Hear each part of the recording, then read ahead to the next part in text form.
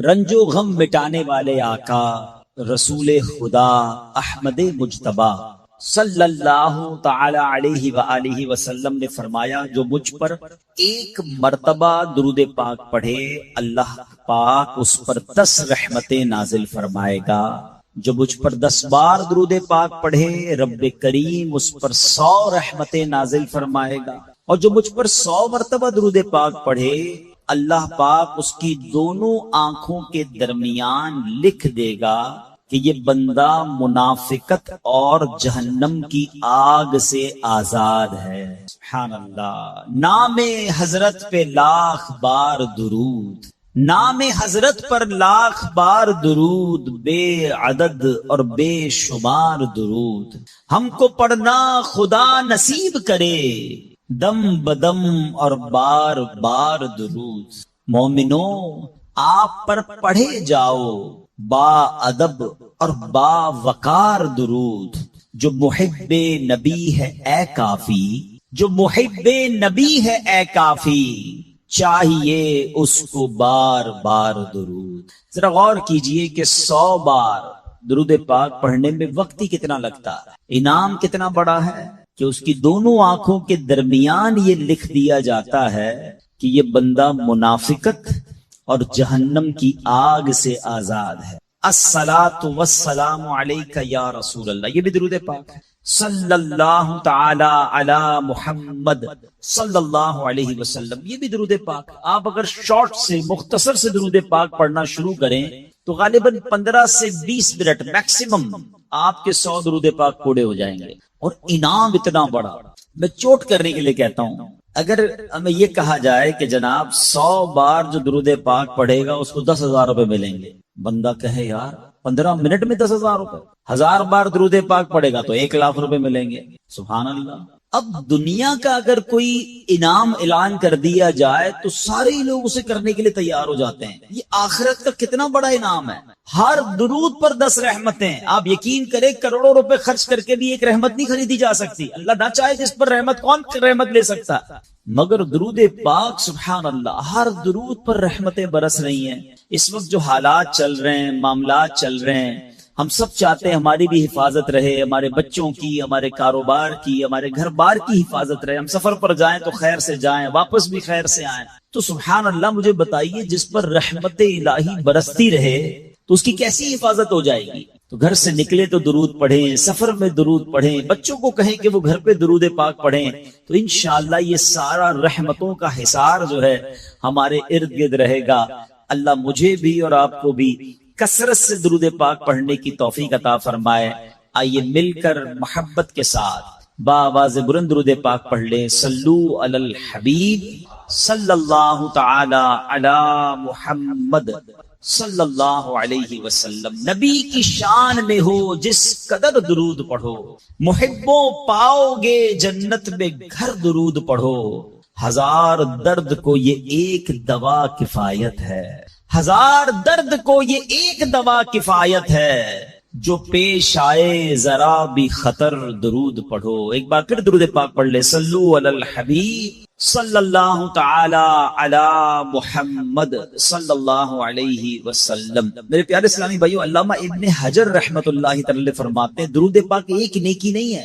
سبحان اللہ، ہم درود پڑھتے بعضوں کا سمجھتے ہیں ایک نیکی کمال، یہ کئی نیکیوں کا مجموعہ ہے۔ درود پڑھنے سے ایمان تازہ ہوتا ہے، یہ ایک نیکی۔ درود کی برکت سے نبی پاک علیہ الصلوۃ والسلام پر یقین بڑھتا ہے، یہ دوسری نیکی۔ درود پاک پڑھنے میں تعظیم مصطفیٰ ہے، ریسپیکٹ آف رسول اللہ صلی اللہ تعالی علیہ وسلم ہے، یہ تیسری نیکی۔ درود پاک پڑھنے سے آخرت پر ایمان پکا ہوتا ہے، یہ چوتھی نیکی۔ درود پاک میں نبی پاک علیہ الصلوۃ والسلام کے احسانات کا ذکر ہے، یہ پانچویں نیکی۔ اور درود پاک میں نیکوں کے سردار مکی مدنی تاجدار صلی اللہ تعالی علیہ وسلم کا ذکر ہے، اور نیکوں کے ذکر پر رحمت اترتی ہے، یہ چھٹی نیکی ہے۔ آئے ہائے، نیکیوں کا انبار لگ جاتا ہے اگر بندہ درود پاک پڑھنے والا بن جائے۔ اللہ مجھے اور آپ کو کثرت سے درود پاک پڑھنے کی توفیق عطا فرمائے۔ ایک بار پھر درود پاک، صلو علی الحبیب صلی اللہ تعالی علی محمد صلی اللہ علیہ وسلم. ایک واقعہ بڑا مشہور واقعہ ہے اور قرآنی واقعہ ہے. ابراہیم علیہ السلام اس کی بات نہیں مانتے تھے، وہ اللہ وحدہ لا شریک کی بات کرتے تھے. نمرود خدائی کا دعویٰ کرتا تھا. بڑے طویل واقعات ہیں کہ کس طرح نمرود کے دربار میں رہ کر حضرت ابراہیم نے حق کی دعوت دی. نمرود نے کہا کہ میں خدا ہوں، تو آپ نے فرمایا خدا تو وہ ہے جو زندہ کرتا ہے. تو نمرود نے کیا کیا، ایک بندہ جس کو سزائے موت سنا دی گئی تھی اس کو جیل سے نکال کے رہا کر دیا. کہا دیکھو میں نے بھی زندہ کر دیا، اس کی تو موت لکھی ہوئی تھی نا، سزائے موت ہو گئی تھی، میں نے اس کو فارغ کر دیا. آپ نے فرمایا اللہ تو وہ ہے جو موت دیتا ہے. تو اس نے ایک عام بندے کو پکڑا اور اس کو قتل کا حکم دے دیا، اس کو مار دیا. کہا موت تو میں بھی دیتا ہوں. حضرت ابراہیم علیہ السلام نے کہا کہ میرا رب وہ ہے جو مشرق سے سورج کو نکال کر مغرب میں طلوع کرتا ہے، اگر تو خدا ہے تو مغرب سے نکال کر دکھا. اب اس کے پاس کوئی جواب نہیں تھا، یہ کیسے کر سکتا ہے کوئی. تو بہرحال کمال کا جذبہ تھا، کمال کا یقین تھا اللہ وحدہ لا شریک پر، ایسا یقین سبحان اللہ. اب جب نمرود نے دیکھا کہ کوئی بات یہ ماننے کے لیے تیار نہیں ہے تو ان بدبختوں نے یہ فیصلہ کیا کہ حضرت ابراہیم علیہ السلام کو آگ میں ڈال دیا جائے. اچھا وہ کوئی نارمل آگ نہیں تھی، ایسی آگ نہیں تھی کہ لکڑیاں لگائیں اور جناب بندے کو ڈالنا ہے. ایک ایسی آگ تھی کہ جو اس وقت تک اتنی بڑی آگ لگائی نہیں گئی تھی، اور ایسی آگ تھی کہ کوئی پرندہ بھی اوپر سے گزرتا تھا تو وہ گزر نہیں پاتا، جل کے اس کے اندر کوئلہ بن جاتا تھا. اور ابراہیم علیہ السلام کو اس آگ میں پھینکا جانے لگا. دیکھیں آج بھی اگر کوئی جیل میں قید ہو نا، سزا سنا بھی دی گئی ہو تو اس کو یقین ہوتا ہے کہ کوئی نہ کوئی راستہ نکل آئے گا، ضمانت ہو جائے گی. یہاں تک کہ سزائے موت کے قیدیوں کو بھی یقین ہوتا ہے کہ چلے کوئی نہ کوئی چانس ہوگا، کوئی سزا معاف ہو جائے گی، کوئی عمر قید میں تبدیلی ہو جائے گی. سنا ہے پاکستان کی جیلوں میں کئی سال سے لوگ ہیں سزائے موت کے قیدی ہیں مگر ان کو سزائے موت نہیں ہو رہی. تو کوئی نہ کوئی یقین یا امید رہتی ہے. حضرت ابراہیم علیہ السلام کو آگ میں پھینک دیا گیا، اپنی طرف سے اچھال دیا گیا. تو جبریل امین آئے اور آ کر کہا کہ اے ابراہیم کوئی حاجت ہے تو بتائیں. حضرت ابراہیم علیہ السلام کہتے ہیں مجھے تم سے کوئی حاجت نہیں ہے. کہا پھر جس سے حاجت ہے اس کو بتا دینا، اللہ رب العالمین کی بارگاہ میں تو عرض کریں. تو آپ نے کہا حسبی من سؤالی علمہ بحالی، اے جبریل میں کس حال میں ہوں میرا رب کریم جانتا ہے، اس کا جاننا میرے مانگنے سے بہتر ہے. آپ یقین کے لیول تو دیکھیں نا، اللہ دیکھ رہا ہے نا، میرے مانگنے سے بہتر یہ کہ وہ جانتا ہے. اس نے دیکھا ہے، اسے معلوم ہے مجھے آگ میں ڈالا جا رہا ہے، اگر وہ راضی تو میں بھی راضی. پنجابی شاعر کہتے ہیں نا، جے سونا میرے دکھ وچ راضی میں سکھ نو چلے پاوا ہوں. اگر میرا مالک میرے دکھ میں راضی ہے تو میں نے سکھ کو کیا کرنا. یہ کیسا یقین تھا. مگر اس یقین کا نتیجہ کیا نکلا کہ قرآن میں رب فرماتا ہے یا نار کونی برداً و سلاما علی ابراہیم. پھر آگ کو رب نے کیا حکم دیا، ذرا سمجھیے گا بات کو. اللہ کی قدرت کا کیسا نظارہ ہے اس واقعے میں. مجھے بتائیے آگ کا کام کیا ہے. آگ کا کام تو جلانا ہی ہے نا. عقل بھی کہتی ہے، سائنس بھی کہتی ہے، تجربہ بھی کہتا ہے جب بھی آگ ہے کوئی چیز ڈالو جلی جاتی ہے. مگر اسی آگ کو رب نے کیا حکم دیا، اے آگ ابراہیم پر ٹھنڈی اور سلامتی والی ہو جا.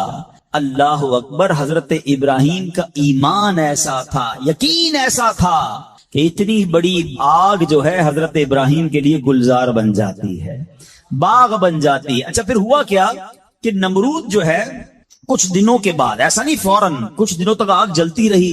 حضرت ابراہیم اس میں ڈالے جا چکے تھے. نمرود نے سوچا دیکھوں تو صحیح کہ ابراہیم کا حال کیا ہوا ہے. وہ اپنے محل کی چھت پر چڑھ گیا اور چھت پر چڑھنے کے بعد اس نے آگ کی طرف دیکھا. وہ حیران ہو گیا کہ حضرت ابراہیم اس اتنی بڑی آگ میں ایسے بیٹھے ہوئے ہیں جیسے بندہ باغ میں بیٹھا ہوتا ہے. بالکل اس آگ نے کوئی بال بھی بیکا نہیں کیا. حضرت ابراہیم چند منٹوں یا چند گھنٹوں میں نہیں رہے. تفاسیر میں لکھا کہ حضرت ابراہیم علیہ السلام اس آگ میں ایک روایت کے مطابق 7 دن اور ایک روایت کے مطابق 40 دن اس آگ میں رہے. مگر جب آپ باہر آتے ہیں تو آگ کی نے کوئی اثر آپ پر نہیں ڈالا. اللہ اکبر. اچھا پھر اس نے کیا کیا، نمرود نے یہ کیا کہ ہو سکتا ہے یہ آگ کی جو نا یہ کیٹیگری ٹھیک نہیں ہے، یہ آگ جلانے والی آگ نہیں ہے. تو نمرود نے پریکٹیکل کرنے کے لیے ایک اور بندے کو اس آگ میں ڈال دیا. حضرت ابراہیم اس آگ میں موجود ہیں اور بڑے نارمل طریقے سے بیٹھے ہوئے ہیں، آگ جل رہی ہے. تو نمرود نے ایک اور شخص کو آگ میں ڈالا، جیسے ہی وہ بندے کو آگ میں ڈالا اس آگ نے اس بندے کو جلا کر راکھ کر دیا. یعنی اس آگ کا کام جلانا تھا، مگر میرا رب جس کے لیے چاہے وہ آگ گلزار بن سکتی ہے. اللہ اکبر. آپ علیہ الصلوۃ والسلام کا جب یہ معجزہ لوگوں نے دیکھا تو کئی لوگ کلمہ پڑھ کر مسلمان ہو گئے، مگر نمرود کے نصیب میں ایمان نہیں تھا. لیکن اس واقعے سے سیکھنے کو کیا ملا؟ یقین، بلیف، اللہ پر بھروسہ. اور اگر رب پر بھروسہ ہونا تو ایسے کام آج بھی اپنی آنکھوں سے ہم دیکھ سکتے ہیں. ہاں، شاعر مشرق کہتے ہیں نا، اگر آج بھی ہو ابراہیم سا ایمان پیدا، there is only one condition، ایمان وہ چاہیے، یقین وہ چاہیے. اگر آج بھی ہو کیسا ایمان؟ ابراہیم سا ایمان پیدا، آگ کر سکتی ہے انداز گلستان پیدا. آج بھی غموں کی آگ باغ بنے گی، آج بھی آپ کی مشکلوں کی آگ باغ بنے گی، مگر پرابلم یہ ہے کہ یہ بھروسہ کہاں ہے، وہ یقین کہاں ہے اللہ پر؟ ڈگ بگا گئے ہم لوگ، ہمارے یقین اور بھروسے ہل گئے ہیں. اللہ اکبر. آئیے ایک اور واقعہ سنتے ہیں. حضرت ابو مسلم خولانی رحمت اللہ تعالی علیہ، ان کو امت کا حکیم کہا جاتا تھا. بڑے کمال کی شخصیت اور بڑے عقل مند اور دانا تھے. آپ کے دور میں آپ یمن میں رہتے تھے اور آپ تابعی بزرگ ہیں. تابعی کس کو کہتے ہیں؟ جس نے کسی صحابی کو ایمان کی حالت میں دیکھا ہو اور اس کا خاتمہ بھی ایمان پر ہی ہوا ہو. تابعی، سبحان اللہ. وہ تابعی بزرگ تھے، یمن میں رہتے تھے. آپ کے دور میں ایک شخص تھا اسود انسی. اس بندے نے معاذ اللہ نبوت کا جھوٹا دعویٰ کر دیا اور ایک دن زبردستی آپ کو اپنے پاس بلایا اور پوچھا کہ کیا تم گواہی دیتے ہو کہ محمد صلی اللہ تعالی علیہ وسلم اللہ کے رسول ہیں؟ کہا ہاں بالکل، میرے آقا علیہ الصلوۃ والسلام اللہ کے نبی ہیں، سچے نبی ہیں، وہ میرے آقا ہیں، میں ان پر ایمان رکھتا ہوں. تو پھر وہ کہتا اچھا یہ گواہی دیتے ہو کہ میں بھی اللہ کا رسول ہوں؟ حضرت ابو مسلم خولانی کہتے ہیں کہ میں نے نہیں سنا تم کیا کہتے ہو، یعنی سنا ہی نہیں، اس کی بات سنی انسنی کر دی. اسود انسی کو بڑا غصہ آیا، اس نے فوراً حکم جاری کیا کہ بڑی اور خوفناک آگ جلائی جائے. آگ جلائی گئی. ابو مسلم رحمت اللہ تعالی کو اس دہکتی آگ میں ڈال دیا جائے، حکم دے دیا. آپ کا ایمان ٹس سے مس نہیں ہوا، آپ کھڑے رہے اور آپ کو اٹھا کر آگ میں ڈال دیا گیا. سبحان اللہ. جس رب نے حضرت ابراہیم کے لیے آگ کو ٹھنڈا کیا تھا نا، گلزار کیا تھا، ابو مسلم خولانی رحمت اللہ تعالی کے لیے بھی وہ آگ سلامتی والی ہو گئی. بالکل صحیح سلامت آگ سے باہر آ گئے. اسود انسی نے جب یہ دیکھا کہ یہ اتنی بڑی کرامت، اب یہ لوگوں کو پتا چل جائے گا تو میری تو نبوت کا جو دعویٰ ہے وہ بیڑا غرق ہی ہو جائے گا. تو ان کو آزاد بھی کر دیا اور کہا کہ فوراً یہاں سے آپ چلے جائیں. تو آپ کو یمن سے نکال دیا. آپ یمن سے نکلے اور مدینہ منورہ حاضر ہو گئے. غلامی میں نہ کام آتی ہے شمشیریں نہ تدبیریں، غلامی میں نہ کام آتی ہیں نہ شمشیریں نہ تدبیریں، جو ہو ذوق یقین پیدا تو کٹ جاتی ہیں زنجیریں. کوئی اندازہ کر سکتا ہے اس کے زور بازو کا، نگاہ مرد مومن سے بدل جاتی ہے تقدیر. بات یقین کی ہے، بات ایسے کس کو کہتے ہیں، ایمان کی ہے. آج تو پرابلم یہ، آج ہمیں کوئی سوال کر دے ہم ٹینشن میں آ جاتے ہیں کہ واقعی اس بات کی دلیل کیا. اپنے ایمان کے بارے میں لوگ تذبذب کا شکار ہو جاتے ہیں. اللہ ایک ہے، اللہ واقعی موجود ہے، اللہ کہاں ہے، معاذ اللہ، ایسے ایسے سوال لوگ کر دیتے ہیں. اور چونکہ مطالعہ ہوتا نہیں ہے، علماء کی صحبت ہے نہیں. آپ سمجھیے بات کو، اس وقت جو ماحول ہے اپنے بچوں کے ایمان کی حفاظت کی فکر کرنے کا دور ہے. ہمیں پتا ہونا چاہیے ہمارا ایمان کیا ہے، اللہ کے بارے میں، رسول کے بارے میں، فرشتوں کے بارے میں، قیامت کے بارے میں، جنت دوزخ، ہم کیا ایمان رکھتے ہیں اور اس کی ڈیٹیل کیا ہے. مسلمانوں کو اسلام کے بارے میں پتہ ہی کچھ نہیں ہے. اور اچھا جنہوں نے ایمان پر حملہ کرنا ہے ان کو سب پتا ہے، ان کو پتا ہے ان کو کیسے بہکانا ہے، ان کو پتا ہے ان کے دل میں شک کی پن کیسے چبونی ہے. تو خدارا یہ بات سمجھیے کہ اس وقت باقاعدہ ایسے لوگ، ایسے ادارے کام کر رہے ہیں کہ کسی طرح مسلمانوں کا ایمان چھین لیا جائے، ان کو اپنے رب سے ہی جناب یقین ختم کر دیا جائے، اسلام سے ہی ان کو ہلا دیا جائے، مگر فکر ہی کسی کو نہیں ہے. امام عشق و محبت اعلی حضرت نے 100 سال پہلے یہ بات کہی تھی. بتاؤ وہ 100 سال پہلے کے معاملات تھے، اب اور کتنے خطرناک ہو گئے. آپ نے لکھا تھا سونا جنگل رات اندھیری، چھائی بدلی کالی ہے، سونے والو جاگتے رہیو چوروں کی رکھوالی ہے. انہوں نے سمجھایا تھا کہ چور رکھوالے بن گئے ہیں، آپ کو اسلام کے لبادے میں اسلام کی بات کرنے آئیں گے اور ایمان لوٹ کے چلے جائیں گے، پتہ بھی نہیں چلے گا۔ کہتے ہیں آنکھ سے کاجل صاف چرا لیں یا وہ چور بلا کے ہیں۔ کیا محاورہ استعمال کیا ہے، آنکھ میں جب کاجل لگا ہوا تو کون نکال سکتا ہے؟ آنکھ سے کاجل صاف چرا لیں یا وہ چور بلا کے ہیں۔ تیری گٹھڑی تاکی ہے اور تو نے نیند نکالی ہے۔ یہ دور غفلت کی نیند سونے کا نہیں ہے۔ ہمارے بچوں کو کتنا پتا ہے اسلام کے بارے میں، خود ہمیں کتنا معلوم ہے، لیکن یقین بزرگوں کا کیسا تھا کہ جناب ان کو آگ میں ڈال دیا جاتا تھا، وہ آگ باغ بن جاتی تھی۔ یقیناً آج کے دور میں یہ ٹیسٹ نہیں کریں گے ہم۔ اب یہ بھی نہ ہو کہ جناب کوئی کہے چلو جناب اسلام یقین جو ہے میرا اسلام حق پر ہے کہ نہیں، آگ میں جاتا ہوں، آگ نہیں جلائے گی مجھے۔ پہلا ایسے یقین بھی تو لائے نا۔ یہ امتحان اور ٹیسٹ کرنا ہمارا کام نہیں، یہ اللہ والوں کا انداز ہوتا تھا۔ بڑی خوبصورت بات سمجھیے گا کہ ہمیں کس طرح اللہ پر بھروسہ رکھنا ہے۔ ایک شخص نے حضرت عیسیٰ سے کہا آپ اللہ پر کامل بھروسہ کرتے ہیں؟ کہا بالکل کرتا ہوں۔ کہا پھر پہاڑ سے کود جائیں، اللہ نے بچانا ہوگا تو تمہیں بچا لے گا، آپ کا رب بچاتا کہ نہیں بچاتا دیکھتے ہیں۔ کیا خوبصورت جواب دیا حضرت عیسیٰ علیہ السلام۔ آپ فرماتے ہیں اللہ پر بھروسہ ضرور رکھتا ہوں مگر اللہ کا امتحان نہیں لیتا ہوں۔ تو یہ بھی بات سمجھنے والی ہے، اس طرح کے ٹیسٹ نہیں لیے جاتے اپنے آپ پر، مگر ان واقعات سے سیکھنا کیا ہے کہ یقین کیسا ہونا چاہیے، رب کے فیصلوں پر اطمینان کیسا ہونا چاہیے۔ سبحان اللہ۔ انہی حضرت ابراہیم علیہ السلام کا ایک اور واقعہ ہے نا، ایک قافلہ تھا، 3 افراد ہیں، بلکہ اس میں سبحان اللہ 4 افراد ہیں، حضرت ابراہیم، حضرت اسماعیل، بی بی ہاجرہ، اور چوتھے کون تھے؟ حضرت جبرائیل۔ حضرت جبرائیل راستہ بتا رہے ہیں، یہ پورا قافلہ پیچھے پیچھے جا رہا ہے۔ کہاں جا رہا ہے؟ حضرت جبرائیل سے حضرت ابراہیم کو اتنا شوق تھا، پوچھتے ہیں اے جبرائیل ہماری منزل آ گئی؟ کہتے بھی اور آگے، ہماری منزل آ گئی؟ کہتے بھی اور آگے۔ لکو دک صحرا میں ایک ٹیلے پر جا کر، کون سی جگہ تھی جہاں آج مکہ آباد ہے؟ کچھ بھی نہیں تھا، کعبہ بھی نہیں تھا، اسی ٹیلے والی جگہ پر بعد میں کعبہ بنایا گیا۔ بالکل صحرا ہے، نہ پانی ہے نہ کھانا ہے۔ حضرت جبرائیل نے بتایا اے ابراہیم تمہارا مقام آ گیا ہے۔ حضرت ابراہیم کی اطاعت دیکھیں کہ وہ بیٹا جو 99 سال کی عمر میں دعاؤں کے بعد ملا ہے۔ حضرت اسماعیل آپ کو 99 سال دعا کرتے کرتے گزر گئے، پھر ملے تھے، مگر حکم کیا تھا کہ اپنے بیٹے کو اپنی زوجہ کو وہاں چھوڑ آؤ۔ حضرت ابراہیم اپنی زوجہ کو اپنے بیٹے کو جب چھوڑ کر جاتے، تھوڑے سے کھجورے ہیں، پانی ہے، تو بی بی ہاجرہ کیا کہتی ہیں؟ 3 بار کہا کہ ابراہیم کس کے سہارے چھوڑے جا رہے ہیں، کس کے سہارے چھوڑے جا رہے ہیں؟ حضرت ابراہیم نے جواب نہیں دیا، تو آخر میں کہتی ہیں اللہ امرک بہذا، اے اللہ کے نبی، کہ اللہ پاک نے آپ کو اس کا حکم دیا ہے؟ آپ نے کہا مجھے رب نے حکم دیا ہے۔ اب یقین دیکھیں اس خاتون کا، اس ماں کا یقین دیکھیں جس کا چھوٹا بچہ ساتھ ہے، دودھ پیتا بچہ ساتھ ہے، نہ کوئی انسان نہ پرندہ۔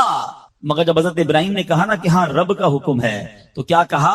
اے اللہ پاک کے نبی اگر یہ اللہ پاک کا حکم ہے تو پھر آپ خیر سے جائیں، اللہ ہمیں ضائع نہیں کرے گا۔ رب کا حکم ہے نا، پھر کھانا بھی اسی نے دینا ہے، پانی بھی اس نے دینا ہے، ہماری حفاظت بھی اسی نے کرنی ہے۔ اے ہائے یقین کیسا تھا کہ وہ رب رحمان قدرتوں والا ہے۔ اللہ وہ ہے جو مردے سے زندہ نکال سکتا ہے، اللہ وہ ہے جو دن سے رات کو بناتا ہے، رات سے دن کو بناتا ہے، اللہ پاک وہ ہے جو بنجر زمین کو سرسبز و شاداب بنا دیتا ہے، یہ وہی رب ہے جو صحرا سے چشمے نکال دیتا ہے۔ اللہ پر یقین تھا کہ اگر پانی نہیں تو کیا ہوا، پانی بھی اسی کی نعمت ہے، وہی عطا فرمانے والا ہے۔ ارے یہاں کھانا نہیں تو کیا ہوا، رزق دینے والا تو موجود ہے۔ سبحان اللہ۔ اور ایسا ہی ہوا، کہا آپ خیر سے جائیے، اللہ ہمیں ضائع نہیں کرے گا۔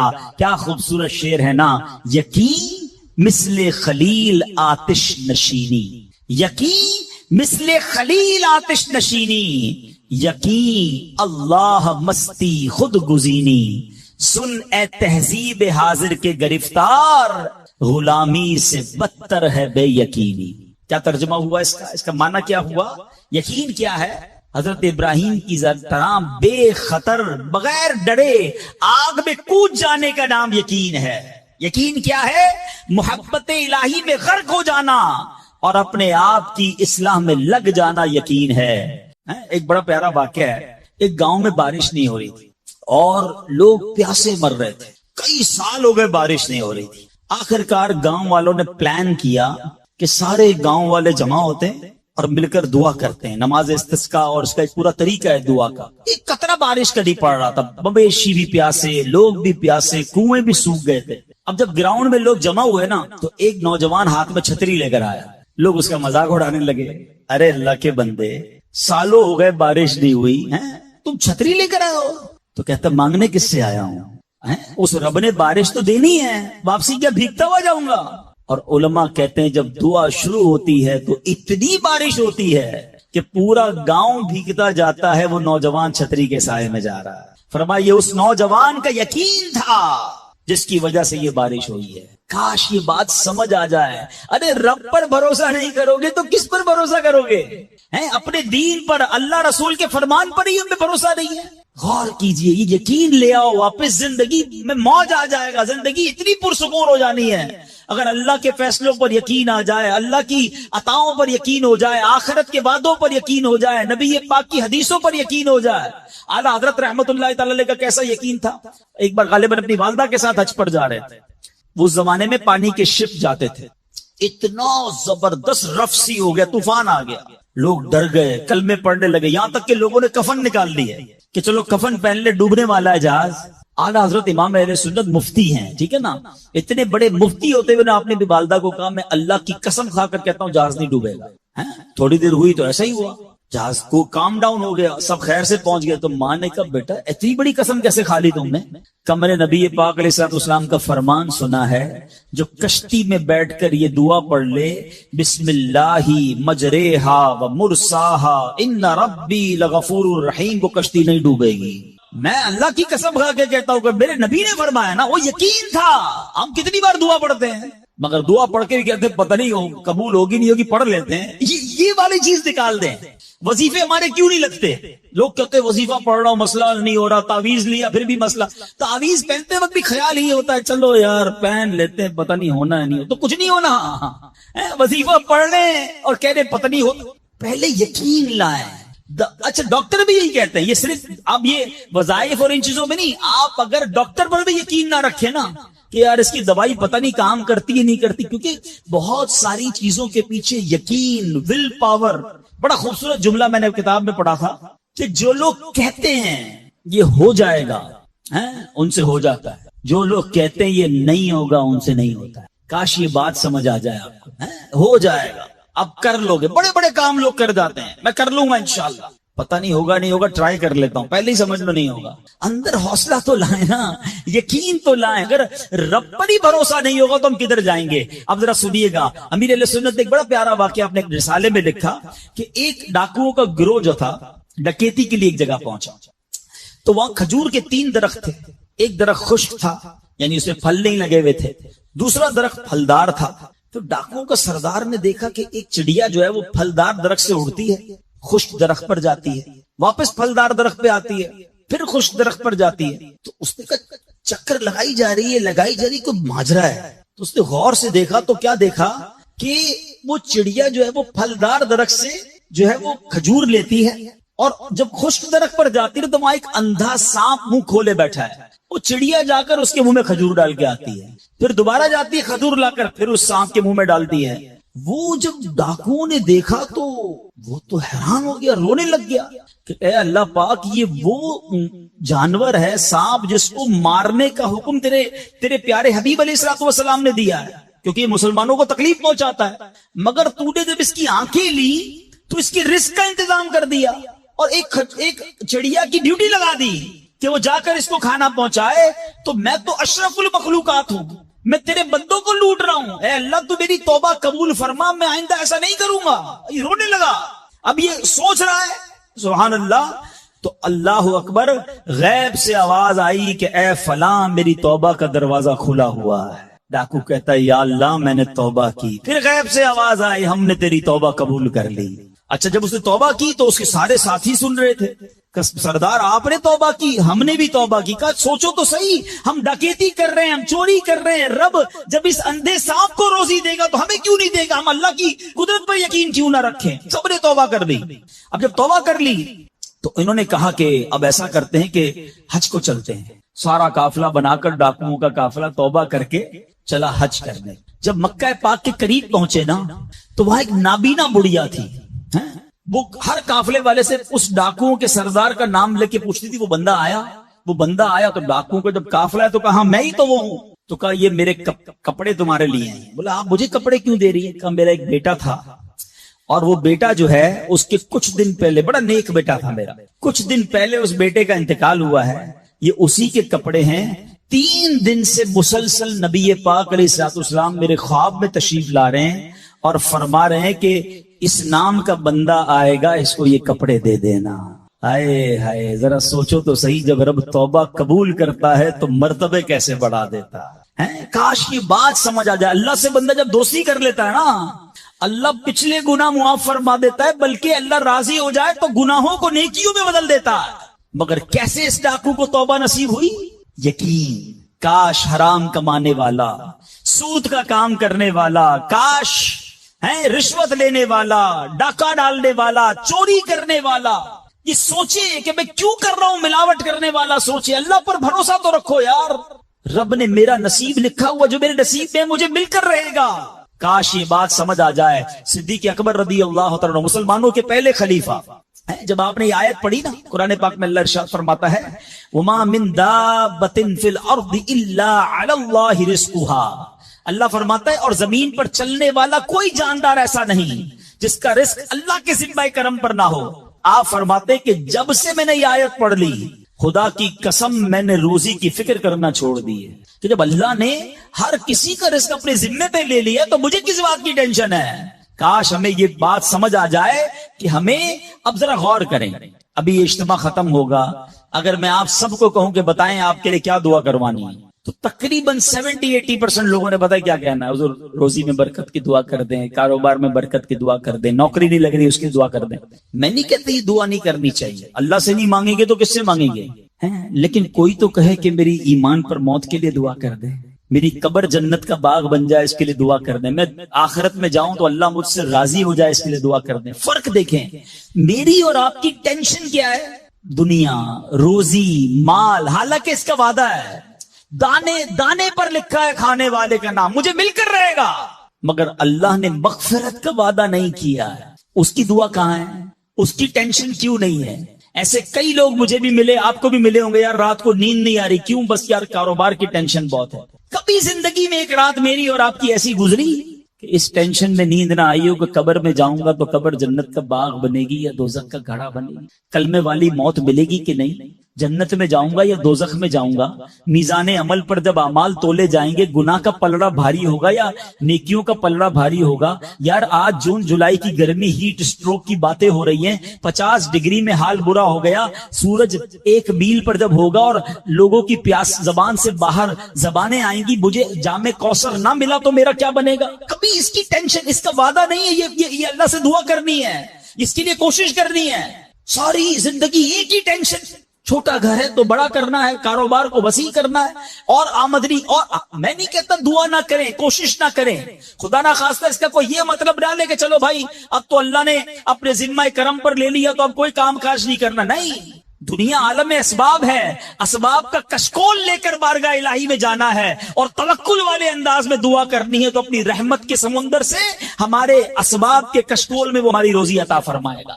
اسباب اختیار ضرور کرنے، مگر اسی فکر میں زندگی تو برباد نہ کر دینا کہ سارا صبح سے لے کر شام تک ایک ہی ٹینشن. بھروسہ رکھے رب پر، یقین رکھے رب پر. آج حال یہ ہے، بچہ پیدا ہو جائے تو ٹینشن، او ہو اب میرا بچہ ہو گیا، اس کی آگے پرورش میں کیسے کروں گا، اس کی تعلیم کا کیا ہوگا، اور خاص طور پہ بچی پیدا ہو جائے تو ایسے بدبخت لوگ ہیں کہ اب جناب بیوی کو برا بھلا کہہ رہے ہیں، خاندان میں جھگڑے ہو رہے ہیں بچی کی پیدائش پر کہ اب اس کی شادی کیسے ہوگی، یہ تو بوجھ آ گئی ہے. معاذ اللہ. سمجھ نہیں آتی کہ جس رب نے بچی دی ہے انشاءاللہ رزق بھی وہی دے گا، اسباب بھی وہی دے گا. ارے جب اس نے مجھے پالا ہے وہ اس کو بھی پالے گا. کیا خوبصورت بات علماء نے لکھی، جو رب ہاتھی کو من اور چونٹی کو کن دے سکتا ہے وہ مجھے بھی میرا رزق عطا فرمائے. آپ ذرا سوچیں تو صحیح، کس کو رزق دیتا ہے. حدیث پاک کا مضمون ہے تم اللہ پر بھروسہ کرو، جیسا بھروسہ کرنے کا حق ہے وہ تمہیں ایسے روزی دے گا جیسے پرندوں کو روزی دیتا ہے. پرندوں کو سمجھتے کتنی کیسے روزی ملتی ہے؟ کبھی گھونسلے دیکھے پرندوں کے؟ اچھا پہلے تو یہی نہیں پتا کراچی والوں کو تو پرندے دیکھنے کو نہیں ملتے. ہم نے درخت کاٹ کے پورا شہری کنکریٹ کا جنگل بنا دیا. ورنہ یہ پوچھے بزرگوں سے، ہم بھی چھوٹے تھے تتلیاں بھی دکھتی تھی، صبح مدرسے اسکول جاتے تھے تو کوئل کی آواز بھی آتی تھی. اب تو کراچی والوں کے ہارن کی آواز آتی ہے ہم کو. اب تو یہ پرندے بھی چلے گئے. کہاں چلے گئے؟ ہم نے درخت کاٹے، ہمیں نظر ہی نہیں کہ درخت ہے کیا. آج گاڑی پارک کرنے کے لیے ہر بندہ درخت کا سایہ ڈھونڈ رہا ہے مگر درخت لگاتا نہیں ہے. کاش یہ بات سمجھ آ جائے کہ جتنے درخت لگتے جائیں گے شہر یا ملک خوشگوار بھی ہوگا، موسم بھی کول ڈاؤن ہو جائے گا. یہ جو آج ہم کہتے ہیں نا اتنی گرمی بڑھتی جا رہی ہے، اس کی ایک بڑی وجہ یہ ہے، یہ میرا موضوع نہیں ہے، لیکن جو موسم کا تغیرات، کلائمیٹ ڈس آرڈر ہے. کاش یہ بات سمجھ آئے کہ پلانٹیشن نہیں ہم کر رہے، ہم پودے نہیں لگاتے بلکہ پودے کاٹ دیتے ہیں. کتنے درخت کاٹے، کتنے جنگل ختم کر دیے ہم نے. الحمدللہ دعوت اسلامی کا شعبہ FGRF، ہم اب پلانٹیشن ہم کرتے چلے جا رہے ہیں. 30 لاکھ پودے لگائے مگر یہ تھوڑے ہیں. کاش میری یہ بات لوگ سن رہے ہوں کہ اگر آپ نے اپنے آنے والی نسلوں کو خوشگوار موسم دینا ہے، اچھے حالات دینے ہیں، ٹھنڈی چھاؤں دینی ہے، آکسیجن کی فیکٹریاں دینی ہیں، تو ہم سب کو کم از کم ایک پودا لگانا چاہیے. 24 کروڑ پاکستانی سب صرف ایک پودا لگائیں اور اس پودے کو درخت بنائیں. صرف پودے کو بچے کی طرح پالیں. آپ یقین کریں ہمارا ملک ایک پورا ملکی باغ بن جائے گا. اب ذرا سوچیں کہ ہمیں یہ بات سمجھنی ہے کہ یہ گھونسلے، یہ جو حدیث میں سنا رہا تھا بات کہاں سے چلی کہ اللہ پرندوں کو کیسے رزق دیتا ہے. آپ کو پتا پرندے کتنے؟ ایک تحقیق کے مطابق اس دنیا میں جتنے انسان ہوتے ہیں نا ملٹی پلائی بائی 10 جانور ہوتے ہیں. اگر 800 کروڑ انسان ہیں، 8 ارب کے قریب آبادی ہو گئی دنیا کی، 800 کروڑ 8 ارب، تو آپ سمجھو کہ 80 ارب جانور ہیں دنیا میں. اور کہا جاتا ہے ملٹی پلائی بائی 10 کریں اس کو تو کتنے پرندے ہوتے ہیں. یعنی اس کا مطلب 800 ارب کم و بیش پرندے ہیں دنیا میں. آپ نے پرندوں کے گھونسلے دیکھے کبھی؟ یہ جب گھر سے صبح اڑتے ہیں نا اپنے گھونسلے سے، سب کے پیٹ خالی ہوتے ہیں. گھونسلے میں کوئی کبڈ نہیں ہوتی ہے، کوئی شام کا دوسرے دن کا چارہ نہیں ہوتا ہے، بچے چھوٹے چھوٹے چھوڑ کر جاتے ہیں. مگر یہ 800 ارب پرندے جب شام کو گھونسلے میں آتے ہیں اللہ سب کو رزق دے چکا ہوتا ہے. کوئی پرندہ دنیا میں بھوکا نہیں سوتا. کیا خوبصورت بات، سمجھو اس کو اس کا مزہ لو نا. رب ہاتھی کو من دیتا ہے، اس کو ہاتھی کو کتنا کھانا چاہیے؟ دنیا میں کتنے ہاتھی ہوں گے، اس کو روز کے منو کھانا مل جاتا ہے. اور چونٹی کو کن چاہیے ہوتا ہے چھوٹا سا، وہ رب اس کو کن بھی دے دیتا ہے. پرندوں کو روزی دے دیتا ہے. اور جو اشرف المخلوقات ہیں وہ ٹینشن کھا رہے ہیں، وہ کبھی بلڈ پریشر کی گولی تو کبھی شوگر کی گولی، کبھی ڈاکٹر کے پاس. ٹینشن بہت ہے ڈاکٹر صاحب، 2 سال بعد کیا ہوگا، مارکیٹ ڈاؤن. ارے بھائی تم سب چیزوں کا وعدہ ہے اور تم اس ٹینشن میں رہ گئے. ارے یہ کوشش کرنی تھی تو آخرت کی کرنی تھی، اللہ کو راضی کرنے کی کرنی تھی. لیکن ان تمام باتوں کے باوجود جیسے میں نے کہا نا کہ چھوڑنا نہیں ہے کام کاج. کچھ بے وقوف لوگ یہ سمجھ رہے ہوتے ہیں ایسا نہیں ہوگا. بڑی خوبصورت ایک بات اور کر دوں کہ اللہ پر بھروسہ کیسا کرنا ہے. ایک صوفی بزرگ شیخ سعدی لکھتے ہیں کہ ایک شخص تھا گھر سے محنت مزدوری کے لیے کام کاج کے لیے نکلا. اس نے دیکھا کہ ایک لومڑی ہے، اندھی ہے، اپاہج ہے، نہ دیکھ سکتی ہے نہ چل سکتی ہے. وہ حیران ہو گیا، ہاتھ پیر بھی نہیں، آنکھیں بھی نہیں، یہ لومڑی کھاتی کہاں سے ہے؟ چیک کرتا ہوں. تھوڑی دیر بیٹھا تو ایک شیر آیا. شیر نے کہیں سے شکار کیا تھا، وہ اپنا شکار لومڑی کے آگے ڈال دیا. اندھی لومڑی، اس نے جو کھانا تک کھایا باقی شیر لے کے چلا گیا. اس نے کہا کمال ہے جناب، اپاہج لومڑی کو رب رزق دیتا ہے تو مجھے کیا ضرورت ہے نوکری کرنے کی، مجھے کیا ضرورت ہے کام کاج کرنے کی. جا کے بیٹھ گیا مسجد میں، 3 دن ذکر کرتا رہا، عبادت کرتا رہا، ایک دانہ کھانے کو نہیں ملا. اللہ اللہ اللہ اللہ کر رہا ہے. اس کے بعد جب بھوک سے بحال ہو گیا تو اللہ سے فریاد کی، یا اللہ مجھے کوئی رزق نہیں ملا. کیا شاندار ارشاد ہوتا ہے. ابھی کیسا زبردست جملہ ہے. ارشاد ہوا تو نے لومڑی دیکھی ہے، شیر نہیں دیکھا. لومڑی کیوں بننا ہے؟ شیر بننا. اپنا رزق بھی کما اور دوسرے کو کھلانے والا بن جا. کچھ لوگ سمجھتے مجھے کوئی اور کھلا ہے، میں اب میرا بھائی کما رہا ہے میں گھر میں بیٹھا مزے کرتا رہا ہوں. نہیں، فرمایا ایک بلکہ واقعہ آتا ہے، ایک بزرگ کے بارے میں آتا ہے. ایک شخص گیا، کہا میں نمازیں پڑھ رہا ہوں، عبادت کرتا ہوں، میرا بھائی مجھے سپورٹ کرتا ہے، وہ روزی کماتا ہے. فرمایا تیرا بھائی تجھ سے زیادہ افضل ہے. اللہ کو یہ پسند ہے کہ بندہ اپنے ہاتھ سے کمائے، کسی پر ڈیپینڈیبل نہ رہے، کسی پر بوجھ نہ رہے. یہ شریعت کو محمود ہے. کوشش کرنی ہے. پھر اس کے بعد اللہ پر چھوڑ دینا ہے. کوشش سے انکار نہیں ہے، مگر صرف کوشش کرتے کرتے نمازیں بھی جا رہی ہیں، بھروسہ بھی رب پہ جا رہا ہے، یقین بھی ختم ہو رہا ہے، صبح سے شام مال کما رہا ہے، یہ پسندیدہ نہیں ہے. تو ان دونوں چیزوں میں فرق کرنا ہے اور اللہ پر یقین رکھنا ہے. پھر دیکھیں انشاءاللہ کیسے دنیا اور آخرت کی برکتیں ملتی ہیں. تو بہرحال میرے پیارے اسلامی بھائیوں، کاش یقین مل جائے تو پھر دیکھیں یقین کیسے کام بناتا ہے. امام حسن بصری نے ایک حدیث پاک بیان کی. آپ فرماتے ہیں، حدیث سنیے گا. پیارے آقا علیہ الصلوۃ والسلام فرماتے ہیں، لوگوں کو اس دنیا میں سب سے بہترین چیز یقین اور عافیت عطا کی گئی ہے، لہذا اللہ پاک سے ان دونوں چیزوں کا سوال کیا کرو. اللہ سے یقین مانگے اور اللہ سے عافیت مانگے. امام حسن بصری جب حدیث پاک بیان کی نا تو فرمایا، رسول اکرم علیہ الصلوۃ والسلام نے سچ فرمایا، یقین ہی کی برکت سے جنت ملتی ہے، یقین ہی کی برکت سے آدمی جہنم سے دور بھاگتا ہے، یقین ہی کی برکت سے فرائض پورے ادا کرتا ہے، یقین ہی کی برکت سے آدمی ایمان پر ثابت قدم رہتا ہے، اور عافیت میں بڑی بھلائی رکھ دی گئی ہے. اے کاش ہمیں یقین ملے، ہمیں عافیت ملے. حدیث پاک میں آتا ہے، حدیث قدسی ہے، اللہ پر کیسا بھروسہ رکھنا ہے؟ انا عند ظن عبدی بی، میں اپنے بندے کے گمان کے نزدیک ہوتا ہوں جو مجھ سے رکھے. مفتی احمد یار خان نعیمی اس حدیث پاک کے تحت فرماتے ہیں، یہاں عبد سے مراد بندہ مومن ہے، یعنی بندہ میرے بارے میں جیسا یقین رکھے گا میں ویسا ہی اس کے ساتھ معاملہ کروں گا. بس یہ سمجھ لو آج بات، میرا اللہ بہتر فرمائے گا، رب میرے لیے بہترین فیصلہ کرے گا، وہ مجھے پالنے والا ہے، میری ماں سے زیادہ چاہنے والا. یقین تو کرو نا اس پر. لوگوں کو اللہ پر ہی یقین نہیں رہا ہے، میرا تو کام ہی خراب ہو جاتا ہے، اللہ معاذ اللہ، اب اس میں کفریہ کلمات بھی کہہ دیتے ہیں، میرا تو جناب مسئلہ ہی حل نہیں ہوتا، میری دعا تو رب سنتا ہی نہیں ہے، میری مشکل آسان وہ کرتا ہی نہیں ہے. تم کھڑے نہیں ہو سکو گے. تم اللہ سے بدگمان نہ رہنا. اللہ کرے کہ انسان یہ سمجھ جائے کہ مجھے رب پر اچھا گمان رکھنا ہے. شاعر کہتے ہیں نا، جو سوچتا ہوں وہی بات ہونے لگتی ہے. پوچھو پازیٹیو لوگوں سے، ان کے ساتھ پازیٹیو جب سوچتے ہیں پازیٹیو ہونے لگتا ہے. جو سوچتا ہوں وہی بات ہونے لگتی ہے، جڑا ہوا ہے زمانہ میرے گمان کے ساتھ. اچھا سوچو گے تمہیں اچھا ملے گا. اب غور فرمائیے، جب یہ ذہنی بندہ بنا لے یار سچ سے کاروبار نہیں چلتا، تو پھر آپ کو برکت کاروبار میں کیسے ملے گی؟ پہلے ہی آپ نے یقین کر لیا. جب یہ ذہن بنا لے کہ نماز کے لیے وقت نکالا تو کام میں نقصان ہو جائے گا، تو پھر کام میں ترقی بھی نہیں ملے گی. اب ذہن بنا لیا کہ ترقی کے لیے صرف دنیا کی ڈگریاں کمانی ہیں، تو پھر قرآن کریم کی برکات کہاں سے نصیب ہوں گی؟ جب یہ ذہن بنا لیا کہ آج نیکی کا دور ہی نہیں ہے، کچھ لوگوں کا ذہن بن گیا ہے بھائی جناب کوئی نیکی کا دور نہیں ہے، تو پھر نیکی کی برکت بھی نہیں ملے گی.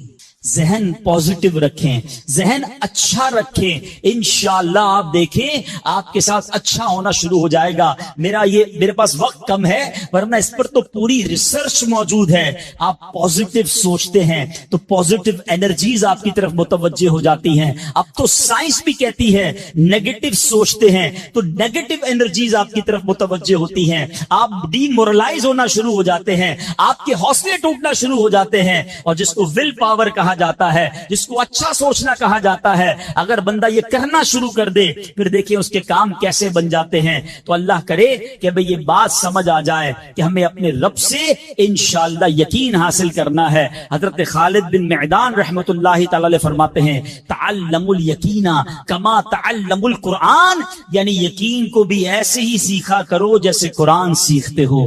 میں نے بھی اسے سیکھ کر حاصل کیا ہے. سبحان اللہ. اب یقین سیکھنے کے لیے، یقین حاصل کرنے کے لیے علماء نے بڑے طریقے لکھے. پہلے تو بندہ دعا کرے کہ اے اللہ مجھے اپنا یقین عطا فرما. بڑی پیاری دعا حضرت ابوبکر صدیق کیا کرتے تھے، اللہم حب لی ایمانا و یقینا و معافاتا و نیہ، اے اللہ مجھے پکا ایمان، پختہ یقین، عافیت اور سچی نیت عطا فرما. اللہ پاک سے دعا کرتے رہیں اور ایسے لوگوں کے ساتھ رہیں. آخری بات کر لیتا ہوں جناب، پرابلم پتہ کیا ہے؟ ڈی مورلائز بندہ پتہ کہاں ہوتا ہے؟ اس کا یقین متزلزل کب ہوتا ہے؟ وہ کیسے شک اور شبے والی لائف میں آ جاتا ہے؟ یہ صحبت سے ملتا ہے. آپ جب اللہ پر پکا یقین کرنے والے لوگوں میں بیٹھتے ہیں نا آپ کا یقین بھی بڑھنا شروع ہو جاتا ہے، یار اس کو اللہ پر کتنا بھروسہ ہے، بیمار ہے پھر بھی کہتا ہے میرا رب کریم ہے، پریشان ہے پھر بھی کہتا ہے اللہ کی رضا پر راضی ہوں، میرا رب سب ٹھیک کر دے گا۔ جب ایسے لوگوں کے ساتھ آپ بیٹھتے ہیں نا، آپ کا یقین توکل بھی مضبوط ہونا شروع ہو جاتا ہے، بندہ اسٹرانگ ہونا شروع ہو جاتا ہے۔ اور جب بندہ بیٹھتا اٹھتا ہی ایسے لوگوں میں ہے جو ہر وقت مایوسی کی باتیں کرتے ہیں، ہر وقت جناب آنے والے خطرات اور پریشانیوں کا ہی ذکر کرتے رہتے ہیں، ارے بھائی کچھ نہیں ہونا، سب برباد ہو گیا ہے، سب ختم ہو گیا، ان کے پاس جب بیٹھو ایسا لگتا ہے سب کچھ تباہ ہونے والا ہے۔ ایسے لوگوں کے ساتھ نہ بیٹھیں، حوصلے والے لوگوں کے ساتھ بیٹھیں، توکل والے لوگوں کے ساتھ بیٹھیں، اللہ سے محبت کرنے والوں کے ساتھ بیٹھیں، پھر دیکھیں انشاءاللہ آپ کے کام کیسے سیدھے ہو جائیں گے۔ ایک آخری بات چلے کر لیتا ہوں، اللہ پر بھروسہ، اللہ کے فیصلوں پر یقین کیسے حاصل ہو، مجھے یہ کیسے پتا چلے کہ یار یہ چیز میرے لیے بہتر ہے۔ میں نے کئی بار اپنے بیانات میں یہ ایگزامپل دی ہے، میں دوبارہ دے دیتا ہوں شاید کسی کے دل پر اثر کر جائے۔ میں مثال دیتا ہوں، ہمیں بعض اوقات بندہ پتہ ہے اللہ سے یقین کہاں ٹوٹتا ہے، جب بندہ دعائیں مانگتا ہے، التجائیں کرتا ہے، بڑی رو کر التجا کرتا ہے، مصیبت میں ہوتا ہے، اس کو کوئی چیز چاہیے ہوتی ہے اور اس کو نہیں ملتی ہے، تو بندہ کہتا ہے رب تو میری سنتا ہی نہیں ہے، اتنی دعائیں کی، مسجد میں جا کے کی، مکے مدینے میں جا کے کی، فلاں بزرگ سے بھی دعا کرے، نہیں ہو رہا میرا کام۔ جب بندے کا کام نہیں ہوتا نا تو اس کو لگتا ہے کہ یار میں اللہ پر کیسے بھروسہ کروں، یہاں جا کر شیطان حملہ کرتا ہے۔ اب آئیے اس وسوسے کو کیسے ختم کریں۔ آپ میں سے کئی ایسے مجھے نظر آ رہے ہیں جو والد ہوں گے یا بڑے بھائی ہوں گے، آپ کا کوئی چھوٹا بیٹا یا چھوٹا بھائی ہو اور بیمار ہو جائے، اس کو بخار ہو جائے، گلا خراب ہو جائے اور وہ رونے لگے، ابو میں نے آئس کریم کھانی ہے، میں نے ٹھنڈا شربت پینا ہے۔ اچھا بتائیے آپ اسے ٹھنڈا شربت پلائیں گے؟ وہ رو رہا ہے آپ کے سامنے، آئس کریم کھلائیں گے اسے؟ جواب دیجئے نہیں، وہ رونے دیں گے آپ اس کو۔ آپ کا ایک دوست برابر میں بیٹھا ہو اور کوئی کہے یار کیسے ظالم ابو ہیں، بچہ رو رہا ہے دے دینا اسے آئس کریم، تو آپ ایک جواب دیتے ہیں میں والد ہوں، مجھے پتا ہے اس کو کب کیا دینا ہے۔ ایسا ہی ہے نا؟ اب ذرا دل پر ہاتھ رکھ کے میرا جملہ سننا، تم والد ہو، تمہیں پتا ہے بیٹے کو کب کیا دینا ہے، میرے مالک کو نہیں پتا مجھے کب کیا دینا ہے۔ میں رو رہا ہوں، میں گر گڑا رہا ہوں، میں تڑپ رہا ہوں، وہ نہیں دے رہا، ارے یہی بہتر تھا۔ ہو سکتا ہے کہ میں جو مانگ رہا ہوں مجھے مل جاتا تو میرے لیے اور برا ہوتا۔ علماء کہتے کسی کا امیر ہونا اس کے لیے اچھا ہے کیونکہ وہ غریب ہوگا تو وہ ایمان سے متزلزل ہو جائے گا، کسی کا غریب ہونا اس کے لیے اچھا ہے کیونکہ اگر اسے مال دے دیا جائے گا تو اس کا ایمان چلا جائے گا، وہ غلط کاموں میں پڑ جائے گا۔ کسی کو اولاد دینا اس کے لیے اچھا ہے اور کسی کو بے اولاد رکھنا اس کے لیے اچھا ہے۔ ہو سکتا ہے بیٹا ایسا ہونے والا ہو جو بڑا ہو کے باپ کو ہی مار کے گھر سے نکال دے۔ کیا ہم نے نہیں دیکھے ایسے واقعات؟ ایسی اولاد نہیں دیکھی جو ماں باپ کو قتل کر دیتی ہے؟ لوگ کہتے ہیں اس سے بہتر تو بچہ ہی نہ ہوتا۔ ارے رب بہتر جانتا ہے مجھے کیوں بیٹا نہیں مل رہا، مجھے کیوں بیٹی نہیں مل رہی، مجھے کیوں اولاد نہیں ہو رہی، مجھے کیوں مال نہیں مل رہا، میں اب تک گھر کیوں نہیں لے سکا۔ ہو سکتا ہے میرے رب نے اس کے بدلے میرے لیے بہت ساری نعمتیں رکھی ہوں، کاش یہ بات سمجھ آ جائے۔ مجھے ایک بات بتاؤ نا، میری ماں، آپ کی ماں، دنیا میں سب سے زیادہ ہم سے پیار کون کرتا ہے؟ ہماری ماں کرتی ہے۔ کبھی ماں ہمارے لیے غلط فیصلہ کر سکتی ہے؟ نہیں کر سکتی۔ ارے جو ماں میرا اچھا سوچتی ہے، اس ماں کے دل میں جس نے ممتا ڈالی ہے، جو کروڑوں ماؤں سے زیادہ مجھے چاہنے والا ہے، وہ میرے بارے میں کیوں نہ اچھا فیصلہ فرمائے گا۔ کاش یہ یقین آ جائے کہ جو رب نے کیا ہے وہی بہتر کیا ہے۔ سبحان اللہ۔ زندگی کا ایک اصول بنا لو، میرا کام، جب آپ کا کام ہو جائے نا تب بھی کہو اللہ کا شکر ہے، اور جب کام نہ ہو کہو جب بھی اللہ کا شکر ہے۔ میرے لیے یہی بہتر ہوگا۔ آپ مزے میں آ جاؤ گے، اللہ سے دوستی کر لو، اے میرے رب جو تو نے فیصلہ کیا میں اس پر راضی ہوں۔ آپ کسی ٹینشن میں نہیں رہو گے۔ ہمارا پرابلم پتہ ہے کیا ہے؟ ڈیفنس کے لوگ جانتے ہیں، کبھی گزرتے ہوں گے نا ڈیفنس کی گلیوں سے، یار یہ پلاٹ بہت اچھا مل رہا تھا، 4 سال پہلے یہ ریٹ تھا، میں لے لیتا، آج تو کتنی پرائس ہو گئی، یار وہ گاڑی 1 مہینہ پہلے لینے والا تھا، نہیں لی، گورنمنٹ نے پرائس بڑھا دی، یار یہ فیکٹری میں پہلے خرید لیتا۔ اسی ٹینشن میں رہتے ہیں، یہ کر لیتا، وہ کر لیتا، ارے نہیں کیا، نہیں ہوا، وہی میرے لیے بہتر تھا۔ جو رب نے دیا وہی میرے لیے بہتر ہے۔ خدا کی قسم جس دن اللہ پر بھروسہ سیکھ لیا، رب سے دوستی کر لی، رب کے فیصلوں پر اطمینان تمہیں حاصل ہو گیا، زندگی کے بہت سارے غم ختم ہو جائیں گے۔ جو بھی ہوگا وہ رب کی طرف سے ہے۔